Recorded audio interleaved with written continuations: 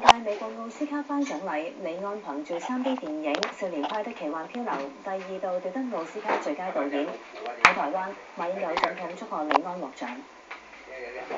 And the Oscar goes to Ang Lee。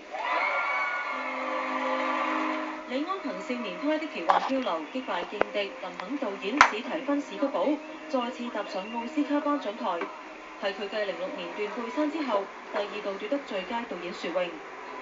李安發表得獎感受嗰陣，特別感謝家鄉台灣。I cannot make this movie without the help of Taiwan. We shot there. I want to thank everybody there helped us, especially the city of Taichung. My family in Taiwan, my wife Jan Lin, will be married 30 years this summer.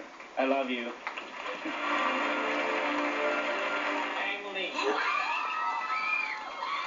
李安嘅媽媽同細佬李剛喺屋企收睇電視轉播，睇到李安再次獲獎，激動落淚。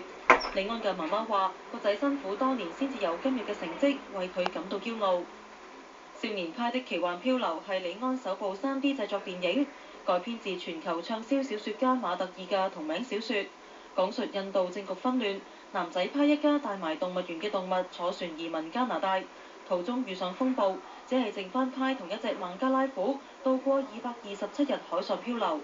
電影獲得奧斯卡11項提名，除咗最佳導演之外，同時獲頒最佳攝影、最佳視覺效果同最佳電影配樂。李安用咗4年時間執導呢一部作品，佢曾經形容係導演生涯入面拍攝最艱難嘅一部。54年喺台灣屏東出生嘅李安，後生嗰陣唔理爸爸反對到美國讀電影，學成之後由編劇開始，因為劇本推手得獎而晉身導演，第一次執導就奪得亞太影展最佳影片。